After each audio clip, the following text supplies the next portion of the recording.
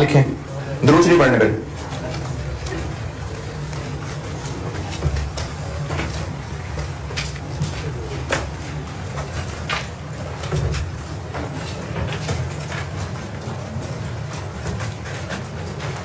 दो टुकड़े होने हैं इसके, ठीक है, ए और बी दो अलग अलग चल।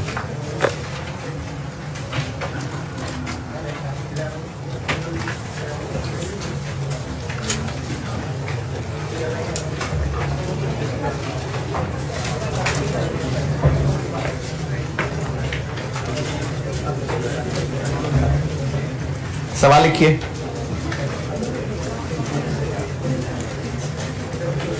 अच्छा, इस सवाल में ना मैं आपको तीन चीजें मुख्तलिफ ईयर्स की बताऊंगा।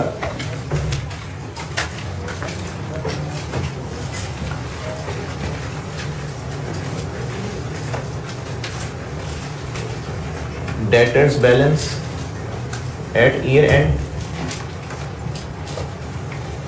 बैड डेट्स, बल्कि चार चीज, during the year, bad debts recovered और provision for doubtful debts। ये चार चीजें बताऊंगा कुछ 3-4 ईयर्स तक की। अब आप चाहे तो ये 4 महीने लिख के ऐसे कर लें, चाहे बल्कि ठीक ऐसे ही कर लें, और 4 तो बनाए, 5वें की जगह रखने, शायद मैं 5वां भी बता दूं।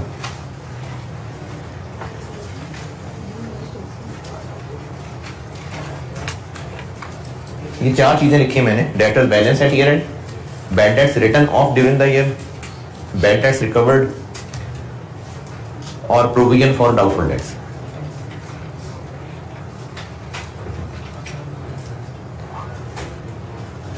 और 4 ईयर्स, ईयर 1 2 3 4, शायद 5वां भी मूड बन जाए तो आप 5वें की जगह रख लीजिएगा।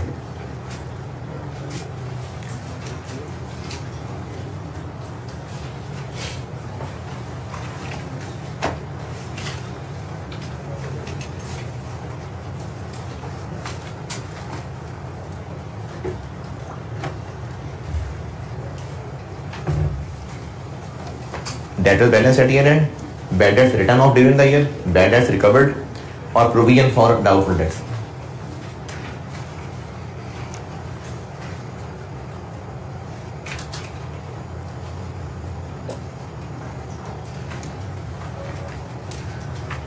ईयर 1 में 1 लाख,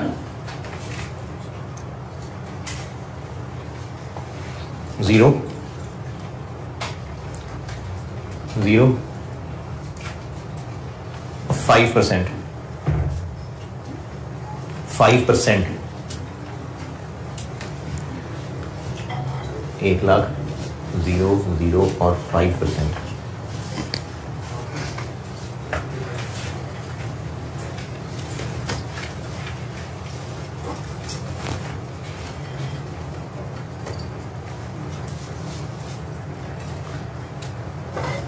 ईयर 2 में 120,000,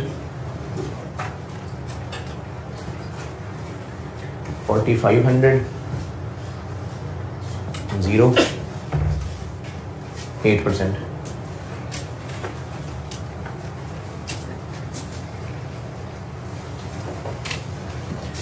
ईयर 3 में 90,000,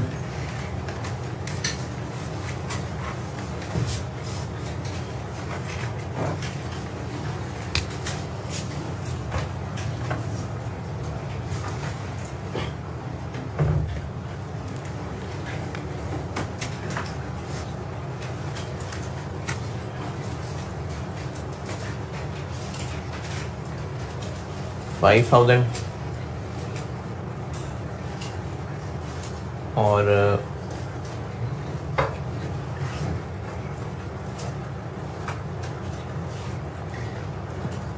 3%।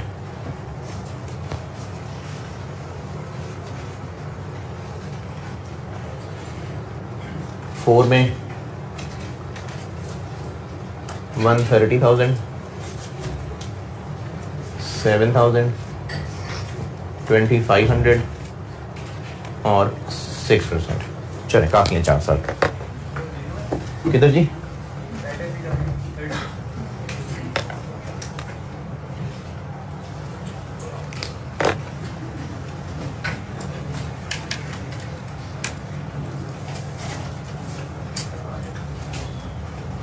और मुझसे रिक्वायर्ड है चारों ईयर्स में बैड डेट से related entries. Bad debt related entries मुझसे रिक्वायर्ड हैं चारों ईयर्स में। इन 4 ईयर से मैं आपको बैड डेट्स का कॉन्सेप्ट बता देता हूं। अच्छा, जिन्होंने इंट्रो पढ़ी हुई है और इंट्रो में टॉपिक पढ़ा हुआ है, हम उतनी तफसील में नहीं जा सकते। मैंने पहले भी बार बार कहा, हम सिर्फ उतना पढ़ सकते हैं जितना FR 1 में काम चल जाए, क्योंकि आप उस नस्ल में से हैं जिसने इंट्रो टू अकाउंटिंग नहीं पढ़ी हुई। तो इसलिए जिन्होंने इंट्रो पढ़ी हुई है उन्होंने इसमें कहीं एजिंग एनालिसिस और स्पेसिफिक प्रोविजन और जनरल प्रोविजन पढ़ी होगी, तो बस ठीक, आपके पास नॉलेज है, अच्छी बात है। मैं उतना बता रहा हूं बस जितना FR 1 में काम चल जाए। ये नोट करने पे सवाल सॉल्व करता हूं।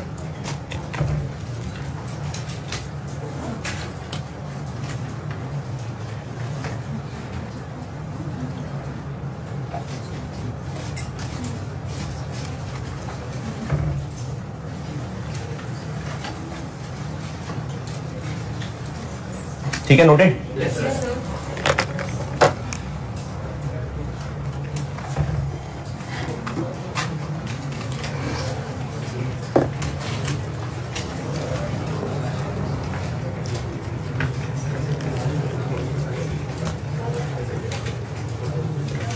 ईयर 1,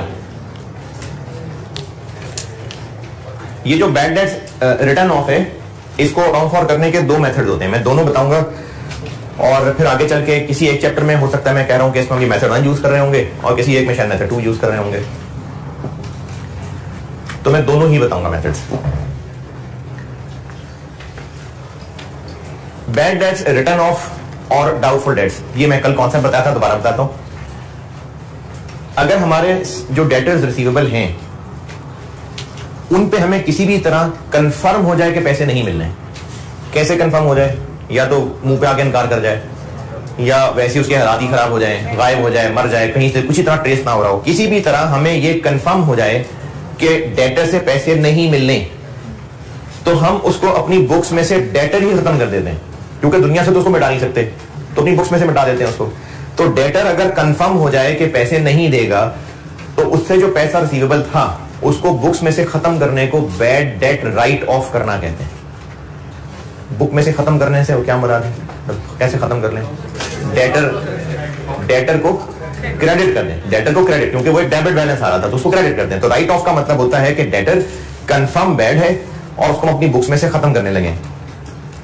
चले पहले इतना तो लिखे ना कि अगर हमें किसी कस्टमर, किसी डेटर से रिकवरी कंफर्म हो जाए कि नहीं मिलनी,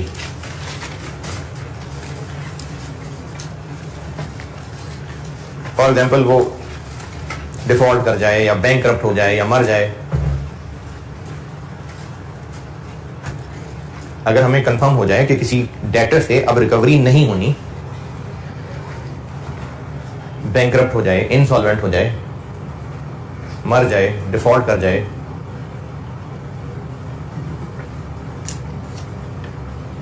किसी भी तरह कंफर्म हो जाए कि पैसे नहीं मिलने,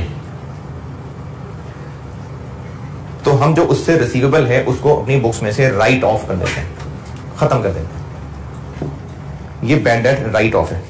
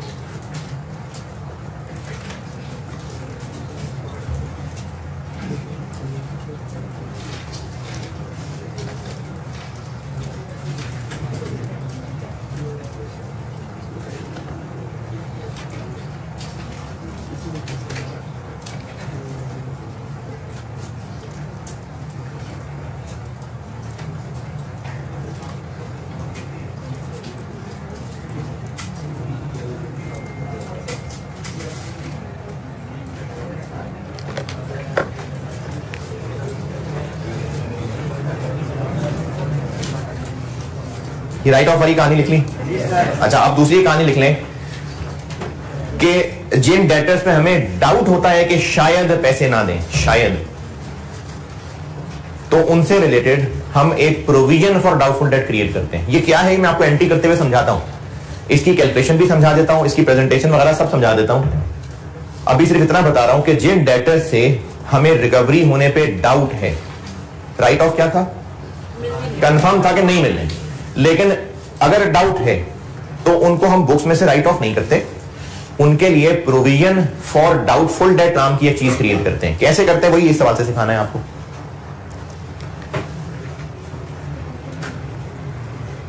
जिन डेटर्स से हमें रिकवरी होने पे डाउट है उनको राइट ऑफ नहीं करते, लेकिन उनके लिए एक provision for doubtful date create कर लेते हैं।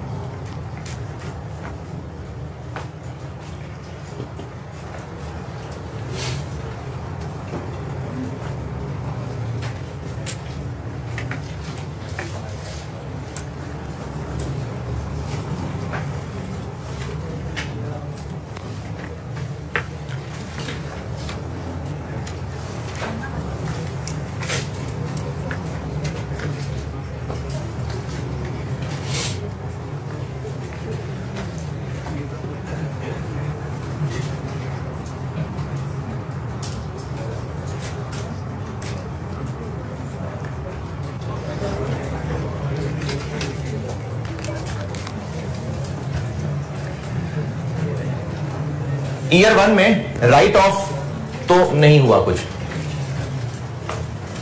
ईयर 1 में राइट ऑफ कुछ नहीं है और बैड डेट रिकवर्ड भी कोई मसला नहीं है। वो आखिरी साल में आके बताऊंगा कि ये क्या होते हैं। राइट ऑफ ईयर 1 में कोई नहीं है, तो ईयर 1 में राइट ऑफ कोई नहीं है, लेकिन डाउटफुल है।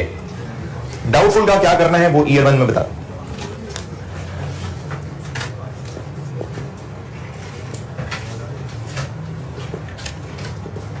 इसका एक प्रोसीजर है, वो प्रोसीजर ये है कि प्रोविजन फॉर डाउटफुल डेट्स एक कॉन्ट्रा एसेट अकाउंट होता है। अब ये क्या बोला है कॉन्ट्रा एसेट अकाउंट? एसेट में से हम एक्यूमुलेटेड डेप्शन लेस करते थे ना, तो एक्यूमुलेटेड डेप्शन कौन से ग्रुप का अकाउंट है? एसेट ग्रुप का ही है, लेकिन वो एक नेगेटिव यानी क्रेडिट अकाउंट था। उसको हम प्रेजेंट बैलेंस शीट में कहां करते थे? एसओएफपी में कहां प्रेजेंट होगा? वो प्लांट में से ही लेस होगा क्योंकि एसेट ग्रुप है, तो वो है एसेट ग्रुप लेकिन उसमें से लेस होने वाला है, इसलिए उसको कॉन्ट्रा एसेट कहते हैं। इसी तरह परचेज रिटर्न्स एसओसीआई में कहां प्रेजेंट होगा? परचेज रिटर्न्स परचेजेस में से लेस होगा, तो उसको कॉन्ट्रा एक्सपेंस अकाउंट भी कह सकते हैं। तो एक कॉन्ट्रा एसेट अकाउंट होता है, उसको कहते हैं प्रोविजन फॉर डाउटफुल डेट, और उसका तरीका यह है कि हर साल के एंड पे उसकी एक अमाउंट कैलकुलेट की जाती है। प्रोविजन फॉर डाउटफुल डेट्स नाम का एक अकाउंट होगा, ये कॉन्ट्रा एसेट अकाउंट होगा, और हर साल के एंड पे इसका क्लोजिंग बैलेंस कैलकुलेट किया जाएगा। क्लोजिंग क्यों कैलकुलेट किया जाएगा वो समझाता हूं। अगर हम एसओएफपी बनाएं, ये मैं ईयर 1 की हेडिंग में हूं, ठीक है, तो उसमें डेटर्स कितने आ रहे होंगे? 1 लाख। हमें डाउट है कि इस 1 लाख में से 5% लोग पैसे नहीं देंगे, हमें डाउट है, तो हम इस डाउट का इजहार बैलेंस शीट के फेस पे ऐसे करेंगे 5,000। दीवार दोबारा सुने।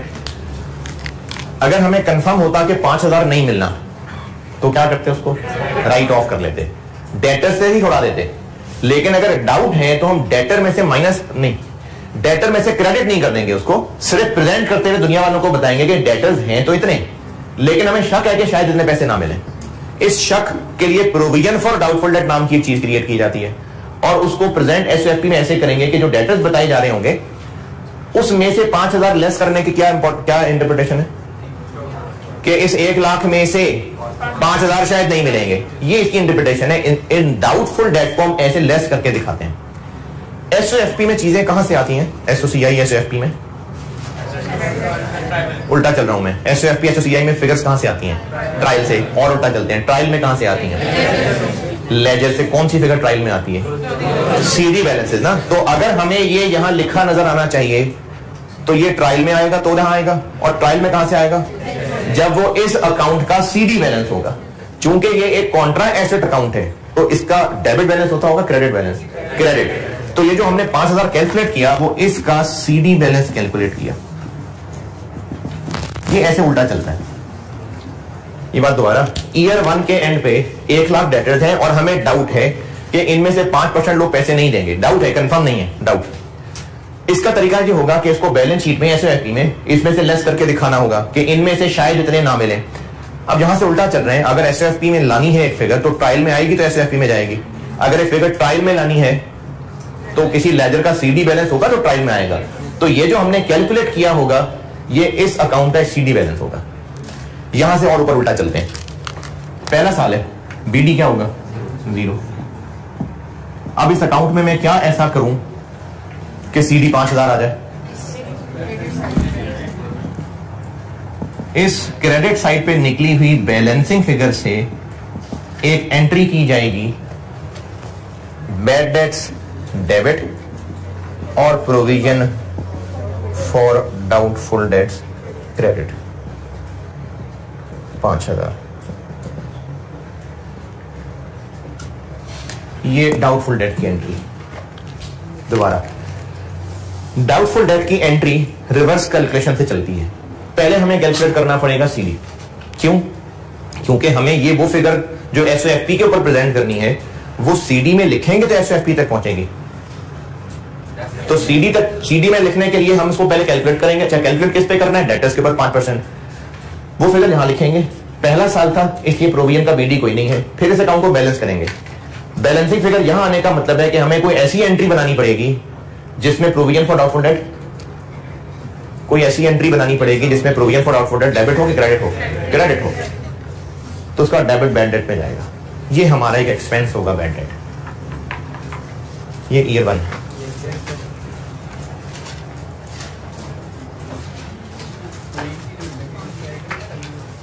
I37 वो लायबिलिटी होती है। ये FR2 का सवाल पूछ रहा था। हाँ जी, वो लायबिलिटी होती है। ये प्रोविजन का वर्ड ना सिर्फ एक अंदाजे के लिए है, क्योंकि प्रोविजन एक अंदाजे के लिए इस्तेमाल होता है। तो ये वो अंदाजे वाला प्रोविजन है, ये I37 वाला नहीं है।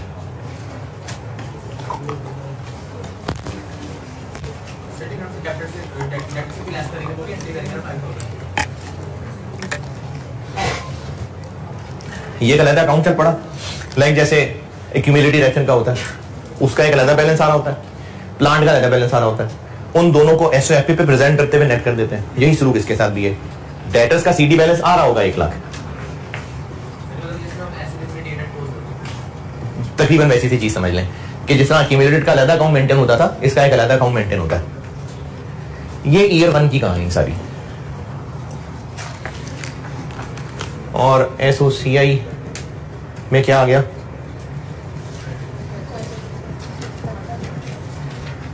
ये ईयर 1 है।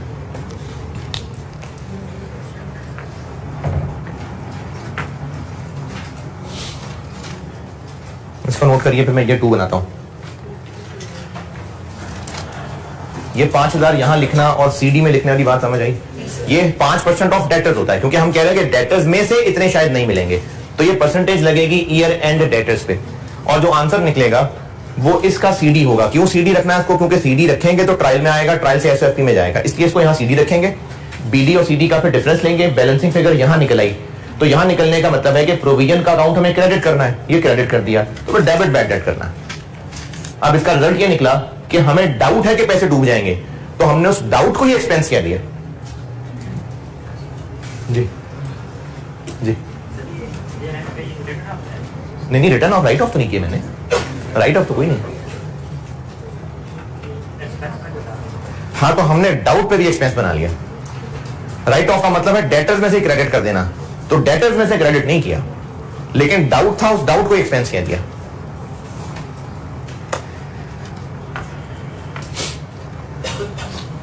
Year 1 okay. चलिए इसको नोट करिए जल्दी से, मैं ईयर 2 बनाऊं फिर।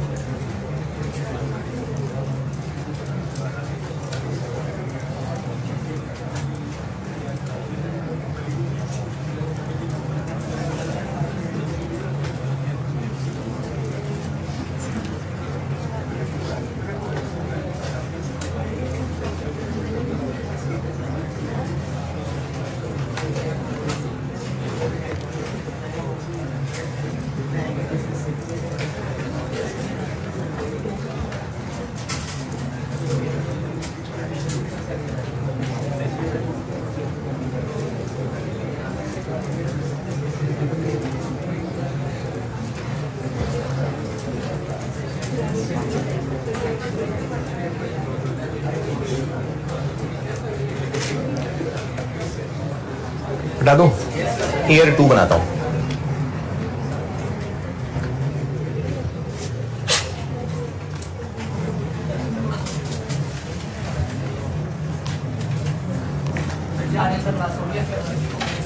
नहीं आज नहीं, अभी आज एफ 2 की मैं फारिग कर लूँ पहले, कल में है आपकी, फिर जो मेरा जुमा हफ्ता में से बताता हूँ कि किस दिन है।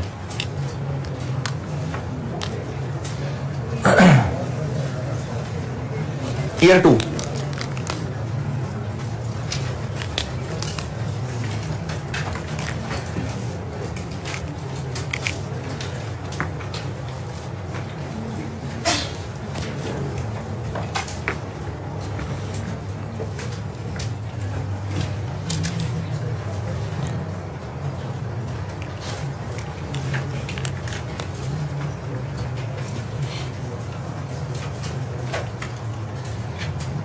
अब ये 2 में राइट ऑफ आ गया। अगर बैड डेट राइट ऑफ करना पड़ जाए तो उसके 2 मेथड हैं, मैं आपको दोनों मेथड करा रहा हूं। पहले मेथड 1 बताता हूं।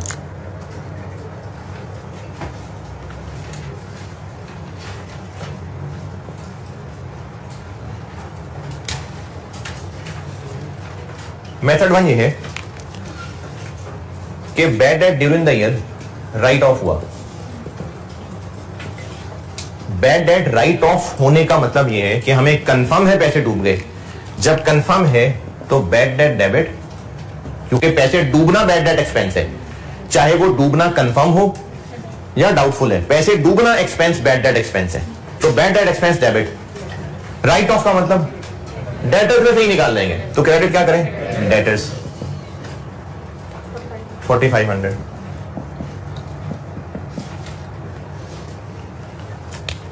फिर उसके बाद डाउटफुल डेट्स का भी करते हैं कुछ ना कुछ, बिल्कुल जैसे ईयर 1 में किया था। क्या करें, प्रोविजन फॉर डाउटफुल डेट का अकाउंट बनाएं। पहले तो बीडी लिखें अब, क्योंकि अब तो बीडी है, ईयर 2 है ना। कितना बीडी है, 5000। सीडी कितना रखना चाहते हैं हम,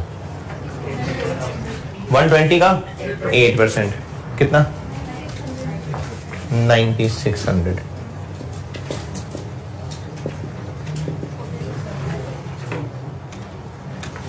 क्या करें ऐसा कि 10 सीडी इतना बन जाए, क्रेडिट कितना 4600। तो एंट्री क्या कर लें,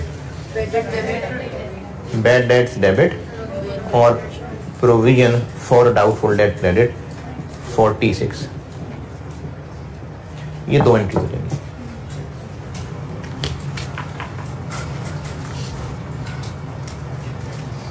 और इस सारी मेहनत का एंड रिजल्ट एसओएफपी में क्या नजर आएगा, debtors 120,000 less provision for doubtful date 96। CD आता है एसओएफपी में,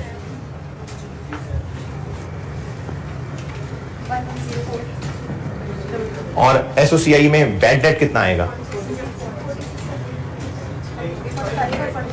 9100।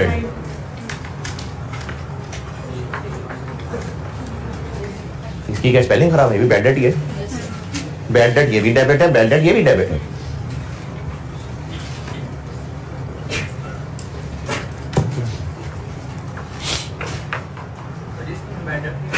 हैं?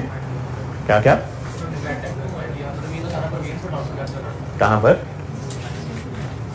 ये तो मैंने ईयर 1 में भी किया था, तो भी मैंने बैलेंसिंग ही किया है। जो ईयर 1 में किया था वही किया है मैंने, इसको बैलेंसिंग किया है। बीडी पिछले साल से आ गया, सीडी अब कैलकुलेट कर लिया 96, अब इसको बैलेंस किया 46 आ गया, उससे ही एंट्री की है। ईयर 1 में भी यही किया था।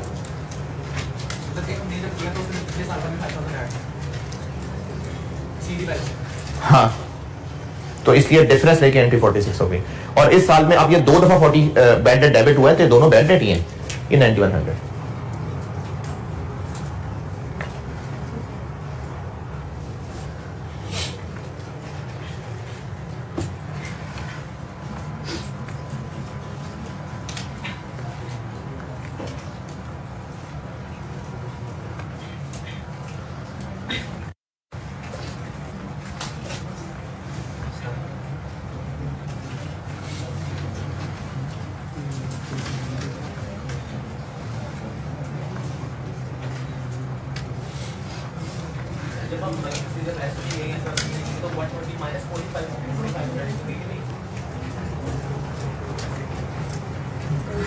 एसओएफपी की फिगर ही बताइए, डेटर्स का सीडी और प्रोविजन का सीडी।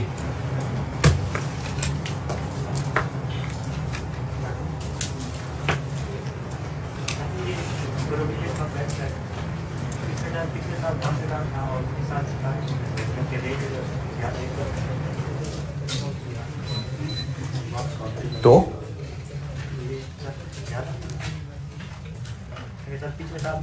हाँ तो ज्यादा ही हुई है। पिछले साल 5,000 थी, दफा 9600 है। 8% एंट्री की अमाउंट नहीं है ये, जो हम लोग डेटर्स पे रेट लगा के कैलकुलेट करेंगे, ये एंट्री की अमाउंट है। ये वो अमाउंट है जो हमें एसओएफपी में डेटर में से लेस होती नजर आनी चाहिए। क्योंकि हम कह रहे हैं कि डेटर में से डाउट है कि 8% लोग पैसे ना दें, तो इनमें से 8% लोग पैसे नहीं देंगे ना। जब इनमें से 8% लोग पैसे नहीं देंगे तो इसमें से हम 96 ही माइनस करेंगे ना। तो एसओएफपी में कोई फिगर कहां से पहुंचेगी? ट्रायल से। ट्रायल में कहां से पहुंचेगी? लेजर का सीडी, तो लेजर में 96 सीडी लिखेंगे तो यहां तक आएगा, इसलिए जो कैलकुलेट किया है वो सीडी है। अब इस अकाउंट में सीडी यहां तक पहुंचाने के लिए ये एंट्री करेंगे तो सीडी यहां तक पहुंचेगा। जो प्रोविजन की अमाउंट कैलकुलेट हो रही है वो अमाउंट बैड डेट एक्सपेंस की नहीं है 8% लगाना, वो प्रोविजन के सीडी बैलेंस की अमाउंट है।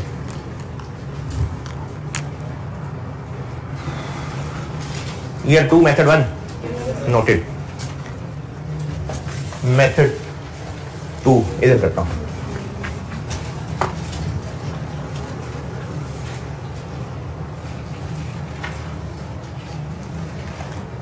ये दोनों मेथड आप याद रखिएगा।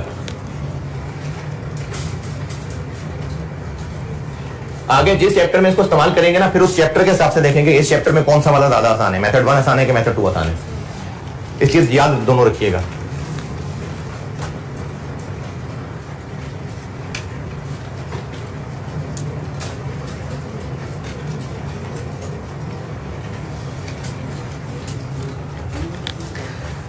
बैड डेट राइट ऑफ करना है तो क्रेडिट क्या करना है?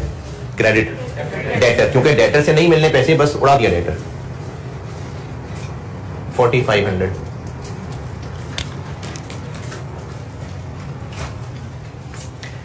अच्छा, मिसाल थोड़ी डिफरेंट चीज की है लेकिन शायद पॉइंट मैं कन्वे कर सकूं। अगर किसी जरूरतमंद को, किसी इनफैक्ट मांगने वाले को जो मांग रहा है, उसको अगर पैसे देने हैं तो एक तो ये है कि जहां जेब में पैसे रखे थे पैसे निकाल के उसको दे दिए। दूसरा ये है कि हमें पहले ही डाउट था कि कहीं ना कहीं रास्ते में कोई ना कोई मांगने वाला होगा तो चलो उसको पैसे दे देंगे, तो हमने वो पैसे कहीं ना कहीं किसी जगह साइड पे रखने शुरू कर दिए। अब मांगने वाला पहुंच गया तो पैसे कहां से निकाल के दें? वो जो जहां रखे हुए हैं। तो हमें डाउट था कि पैसे डूब जाने, और हमने उस डाउट की वजह से प्रोविजन बनानी शुरू कर दी थी। अब जिन पे डाउट था वाकई ही पैसे डूब गए। जब हमने डाउट किया था तो उस डाउट के ऊपर ही हम बैड डेट को एक्सपेंस कह चुके थे। जब डाउट था, ईयर 1 की बात कर लेते हैं। ईयर 1 में क्या किया है? डाउट था कि 5,000 डूब जाएंगे, तो इस 5,000 को क्या किया? एक्सपेंस बना दिया। डूब गए थे वाकई, तब डाउट था, डाउट को एक्सपेंस कह दिया। ईयर 2 में आके वाकई डूब गए। अब जब वाकई डूब गए तो इनको फिर से एक्सपेंस कह दें, डबल हो जाएगा ना। तो अब जब वाकई डूब गए हैं तो अब डेबिट बैड डेट करने की बजाय प्रोविजन डेबिट कर दी जाएगी।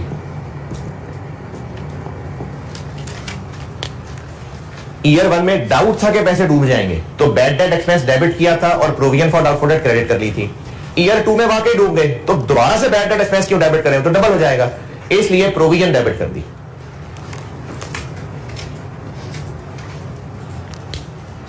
बैड डेट दोबारा डेबिट नहीं किए। क्यों नहीं किए? क्योंकि उनको पहले ही हम शक करके एक्सपेंस मान चुके हुए थे। अब अगर राइट ऑफ करते हुए फिर से बैड डेट डेबिट कर देते तो डबल हो जाता। तो इसलिए बैड डेट डेबिट करने की बजाय provision for doubtful date debit कर दी। फिर अब जब प्रोविजन का हिसाब किताब करना है तो फिर से सारी मेहनत करनी पड़ेगी। Provision for doubtful debt, BD कितना, सीडी कितना, और ये एंट्री की है एक साल के दौरान तो इसको कहां पोस्ट करूं, इस अकाउंट में कहां पोस्ट करूं, डेबिट साइड पे।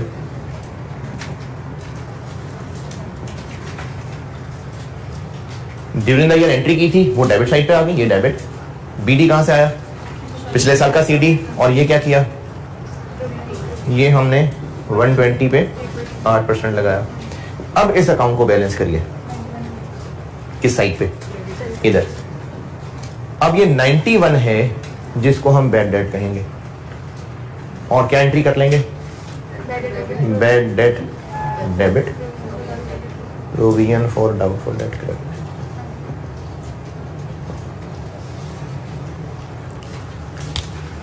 और इस मेथड का एंड रिजल्ट एसओएफपी में क्या आएगा, डेटर्स कितने 120 लेस प्रोविजन कितनी 9600। अच्छा एसओसीआई में क्या आएगा, कितने, ये 91। तो ये दोनों मेथड एंड रिजल्ट एक ही दे रहे हैं, सिर्फ फर्क इतना पड़ा एक प्रोसीजर था कि इस मेथड में क्या किया, पैसे डूबना कंफर्म हुआ, बैड डेट डेबिट, और इस मेथड में बैड डेट डेबिट नहीं, प्रोविजन डेबिट, सिर्फ ये फर्क हुआ है। और ये जो आखिरी साल का काम है ये खुद ब खुद एडजस्ट कर लेगा हर चीज को। मेथड 1 में डेटर से पैसे मिलना डूबना confirm, bad debt debit. Debtor क्यों क्रेडिट, डेटर क्यों क्रेडिट, क्योंकि कंफर्म नहीं मिलने पैसे, डेटर क्रेडिट। डेटर तो क्रेडिट इस मेथड 1 में बैड डेट डेबिट, और मेथड 2 में बैड डेट की बजाय प्रोविजन डेबिट। क्या तो डेटर क्रेडिट कर दिया ना, कंफर्म है डेटर क्रेडिट, डेटर क्रेडिट कर दिया क्योंकि कंफर्म है कि अब नहीं मिलने पैसे। जी जी अब यही कह रहा हूँ। तो अब ये प्रोविजन फॉर डाउटफुल डेट ये है कि हमें शक है कि हमें नहीं मिलना, लेकिन इसको सिर्फ ईयर 2 में हमें कंफर्म है ना कि 45 नहीं मिलना, तो हम इसे प्रोविजन फॉर डाउटफुल डेट लिखते हैं।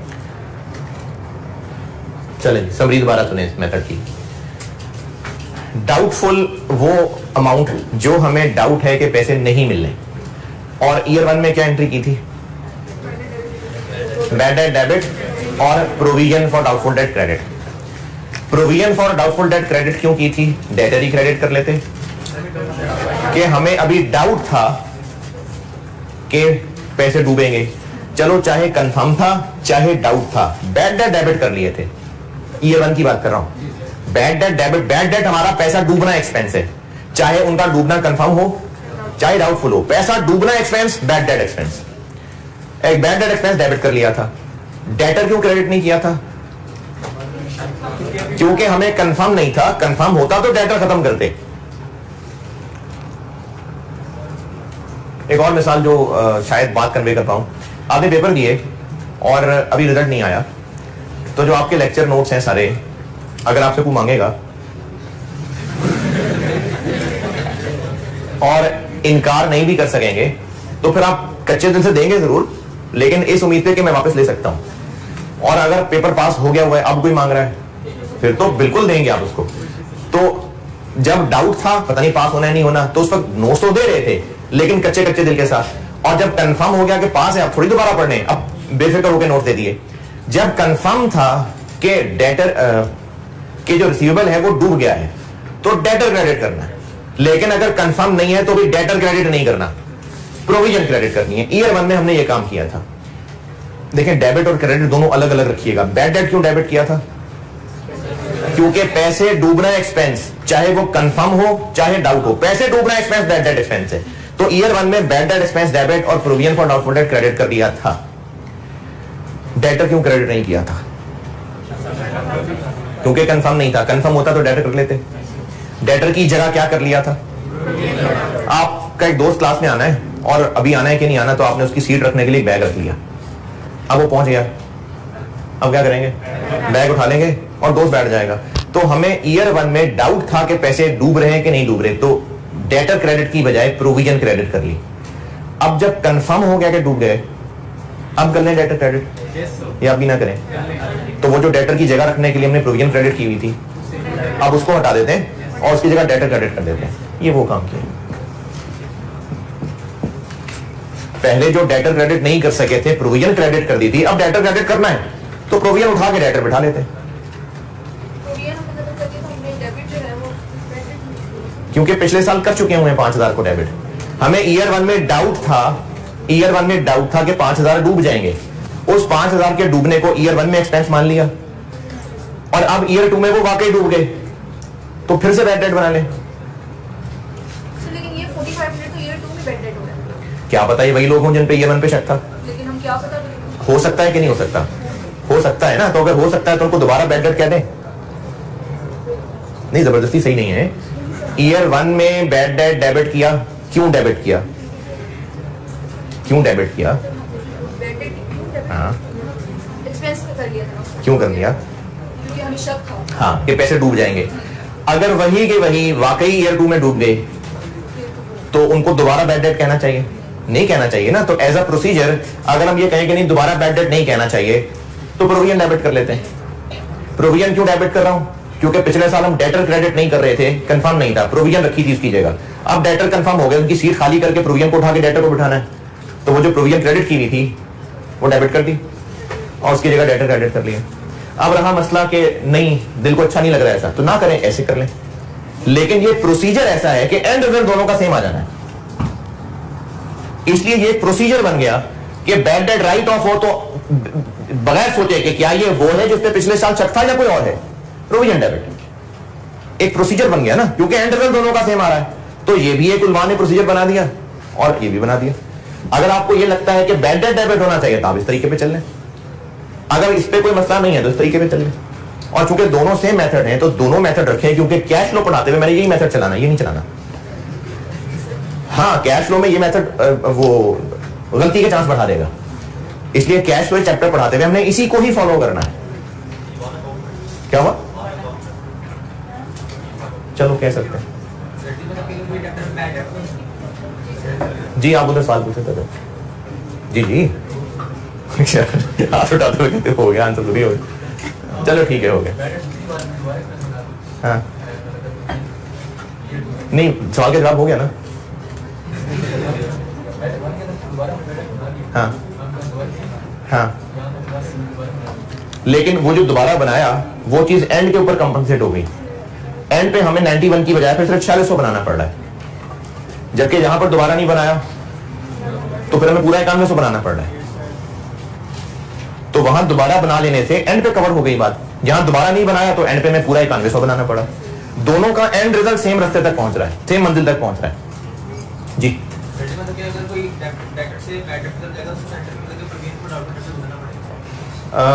हाँ चलें ऐसे कह लें ऐसे जी।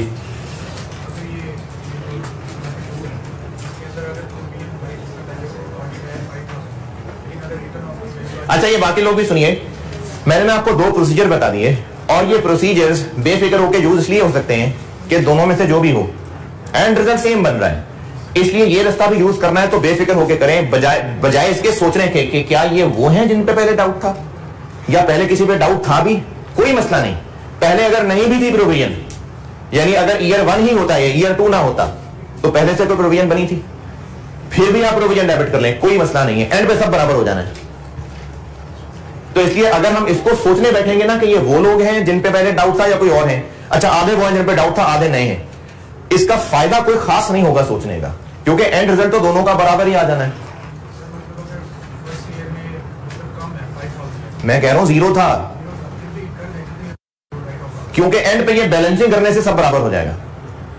जब एंड पे हम ये काम कैसे करें, क्या कर रहे हैं हम, ये क्या किया है, ये क्या 9100 कैसे निकाला है, इस अकाउंट को बैलेंस किया है ना, ये 4600 कैसे निकाला है, बैलेंस किया है। तो चाहे हम राइट ऑफ का ये रास्ता लें चाहे ये रास्ता लें, जब एंड ऑब्जेक्टिव सेम आ जाना है तो फिर इस पे सोचने पे टाइम ही नहीं लगाने की जरूरत कि ये कौन से लोग राइट ऑफ करने हैं, वो जिन पे पहले डाउट था या कोई नए लोग हैं, जरूरत ही नहीं, जब एंड पे सब आंसर पूरा वही आ जाना है। तो हाँ विषय पूछ रहे थे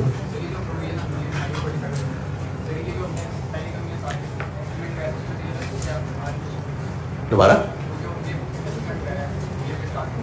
ईयर की पिछले ईयर के एंड पे, हाँ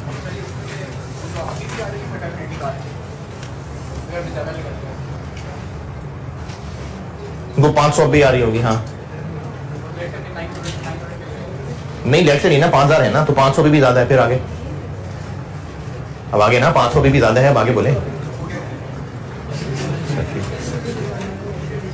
ये दोनों मेथड्स, मैंने आपको ये जो बात यहां समझानी थी ना कि ये वो लोग थे जिन पे पहले ही डाउट था, तो इसको हम दोबारा बैड डेट क्यों कहें, ये मैंने सिर्फ समझाने के लिए बात की थी कि ये वही लोग थे। क्या जरूरी है कि वही लोग हो? नहीं, जरूरी तो नहीं है। तो फिर तो लगता है कि नहीं, फिर तो दोबारा बैड डेट बनना चाहिए, ठीक है ऐसे कर लें। लेकिन अगर उन्हीं लोगों को भी मान लें, ऐसे भी कर लें, तो एंड ऑब्जेक्टिव तो सेम आ ही रहा है ना। तो जब एंड ऑब्जेक्टिव सेम आ रहा है, एक शहर तक जाना है आपने, और उसका रास्ता जीटी रोड से भी बनता है, मोटरवे से भी बनता है। अब जब दोनों उसी रास्ते रही उसी मंजिल तक पहुंच रहे हैं, दोनों में से जो मर्जी रास्ता ले लें, तो इसलिए दोनों रास्ते ठीक हैं। ये दो रास्ते हैं, ये दो एक्सेप्टेड प्रोसीजर्स हैं कि जब राइट ऑफ किया जाए तो प्रोविजन डेबिट कर ली जाए, या फिर राइट ऑफ किया जाए तो बैड डेट डेबिट कर लिया जाए। ये दोनों ही बिल्कुल ठीक हैं। एफएआर 1 में कैश फ्लो में यही चलाना है, एफएआर 2 में IAS 12 इनकम टैक्स यही चलता है, उसमें ये मुश्किल हो जाता है। तो इसलिए बहुत जरूरी है कि आप ये वाला कंटिन्यू करें, ये भी याद रखें, लेकिन ये ज्यादा जरूरी है। हाँ जी, क्या? नहीं, किसी भी साल, ईयर 1 कोई मसला नहीं, ये दोनों मेथड किसी भी साल पे लग सकते हैं। कौन से दोनों मेथड, क्या कर रहे हैं हम? दो बातें हुई हैं, एक बैड डेट पक्का राइट ऑफ हो रहा है, और एक हम लोग डाउटफुल की एडजस्टमेंट कर रहे हैं। पक्के राइट ऑफ के दो तरीके, क्या क्या? अच्छा, इन दोनों तरीकों में क्रेडिट क्या हो रहा है?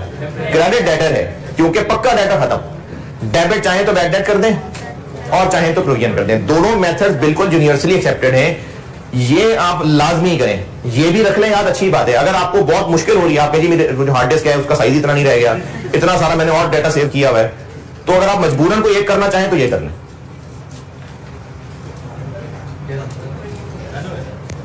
ईयर 2 डन, नोटेड भी। चलें ईयर 3 करते हैं।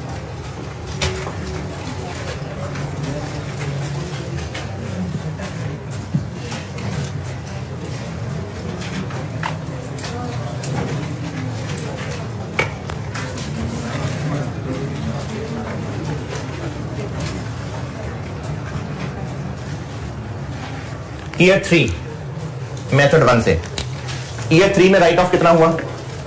5000। बैड डेट डेबिट और डेटर्स क्रेडिट।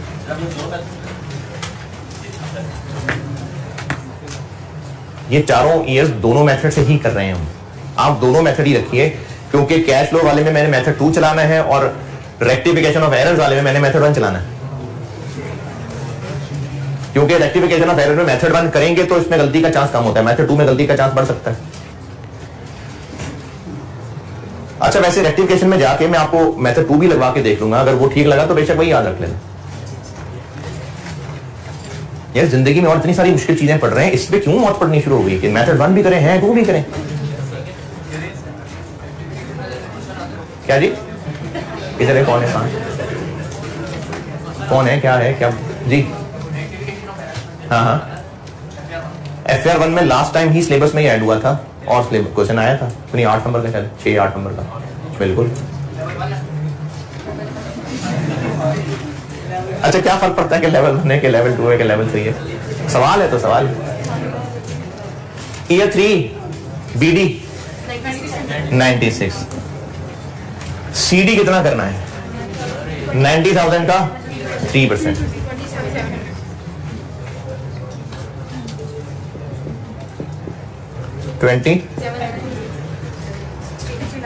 अब इसको बैलेंस करें तो इधर 6900। ये डेबिट साइड पे लिखना ये बता रहा है कि हमने एम ही शक कर दिया था लोगों पे, उतने शक की जरूरत नहीं है, शक को कम करें। तो जो शक की एंट्री की थी तो रिवर्स कर देंगे। Provision for doubtful date debit और बैड डेट्स क्रेडिट 6900। अब इसका एंड रिजल्ट क्या बनेगा? एसओएफपी में डेटर्स आ रहे होंगे 90, प्रोविजन 2700 और एसओसीआई में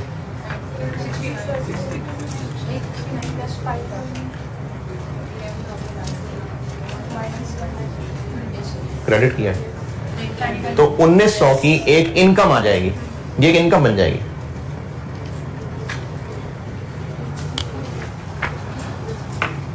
ऑपरेटिंग एक्सपेंसेस की लिस्ट में नेगेटिव एक्सपेंस भी लिख सकते हैं और अदर इनकम में भी लिख सकते हैं। जैसे रीवैल्यूएशन में लॉस रिवर्सल होता है ना, रीवैल्यूएशन IAS 16, पहले कभी लॉस था अब अपवर्ड हो गई तो वो लॉस रिवर्स करते हैं, तो ये उस तरह की चीज होगी कि पहले हमने बैड डेट एक्सपेंस बना लिया था, अब रिवर्स कर रहे हैं। तो इनकम सिर्फ वो है जो रिसीव होती है। IAS 40 fair value gain receive हुआ है मैं नहीं ना, और एक्सपेंस सिर्फ वो होता है जो पे होता है, बैड डेट तो पे नहीं होता।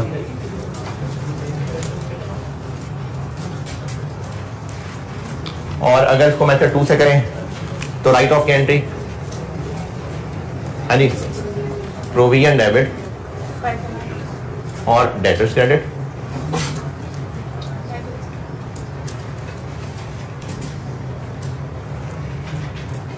और 27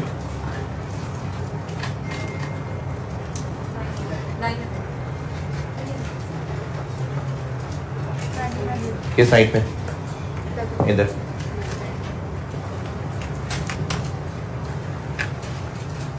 बैलेंसिंग फिगर अब इधर आ गई, क्या एंट्री करें, डेबिट साइड पे आई है बैलेंसिंग फिगर, प्रोविजन डेबिट,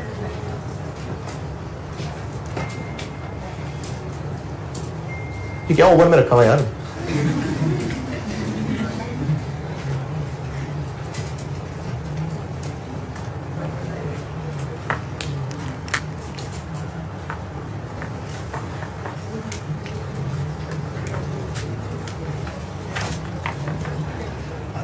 अब इस सारे का एंड रिजल्ट क्या बना, हाँ जी, डेटर्स 90, प्रोविजन 27 और एसोसीआई में 1900 की इनकम। तो दोनों मेथड में से एंड रिजल्ट सेम ही है।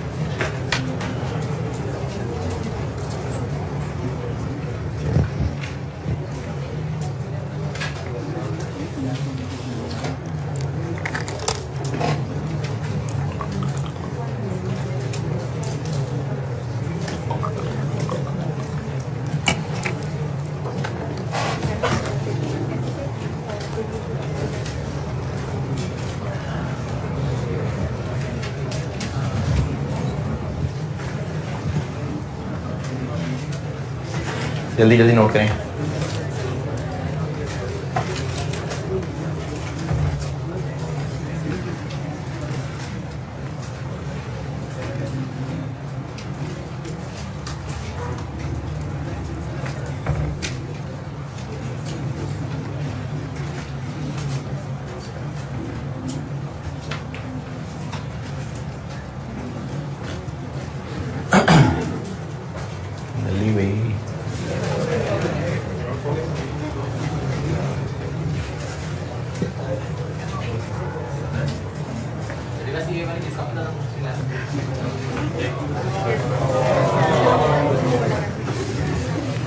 ये बहुत मुश्किल है।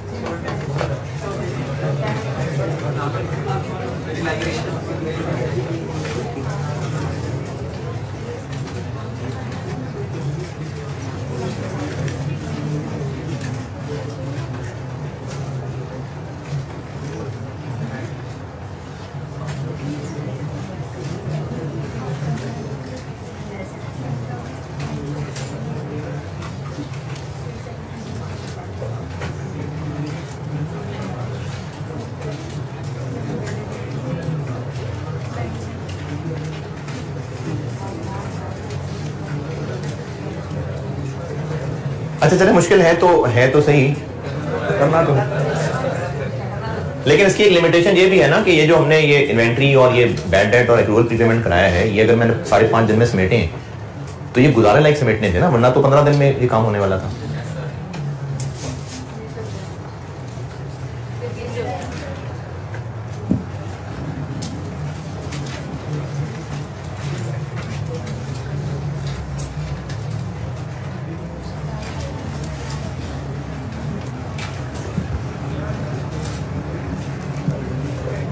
ईयर 4 में बैड डेट राइट ऑफ कितने हो रहे हैं? 7,000। बैड डेट रिकवर्ड हो रहे हैं। बैड डेट रिकवर्ड क्या लगता है नाम से? पुराने किसी ईयर में एक डेटर से कंफर्म हो गया था कि पैसे नहीं मिलने और उसको हमने राइट ऑफ कर दिया था। अब अगर उसको शर्म आ जाए, वो पैसे देने आ जाए, तो हम कहें कि नहीं यार अब तो हमने राइट ऑफ कर दिया, रहने दो, या ले ले पैसे, तो उस पैसे लेने को बैड डेट रिकवर होना कहते हैं। तो अगर बैड डेट रिकवर हो जाए तो ये हमारे लिए इनकम है सीधी सीधी। तो क्या एंट्री करें इसकी? कैश डेबिट, और बैड डेट रिकवर्ड ना हमारी एक इनकम होती है, एक इनकम होती है बैड डेट रिकवर्ड। डूबा हुआ पैसा था वो वापस मिल गया तो एक इनकम है, तो bad debt recovered credit, cash debit, bad debt recovered credit.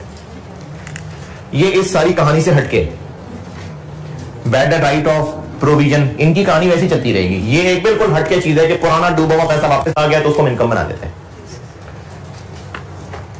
बाकी काम वैसे ही जैसे पिछले 3 साल से कर रहे हैं। राइट ऑफ की एंट्री, प्रोविजन का बीडी 27, सीडी कितना रखना है? 130 का 6%।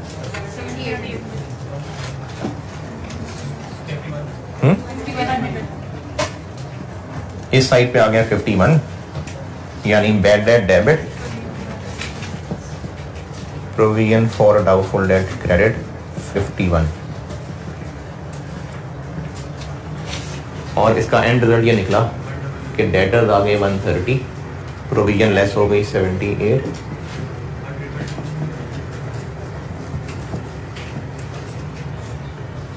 एक तो बैड डेट एक्सपेंस आया कितना? 7,000, और एक बैड डेट रिकवर्ड नाम की अदर इनकम आ गई।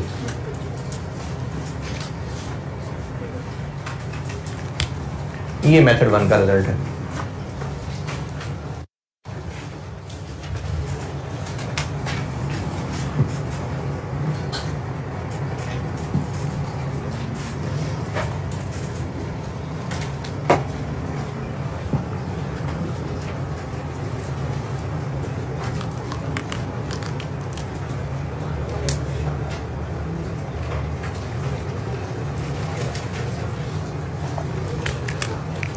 बैड डेट रिकवर तो कैश डेबिट और बैड डेट रिकवर्ड, ये इस बाकी दोनों की लड़ाई से अलग है।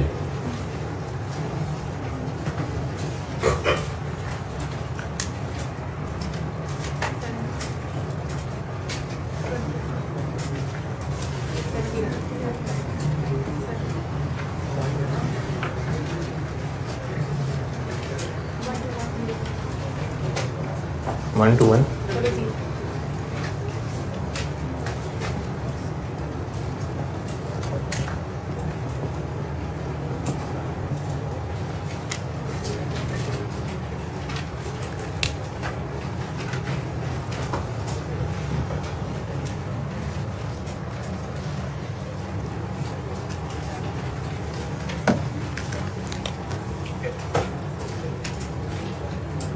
क्या है? 130,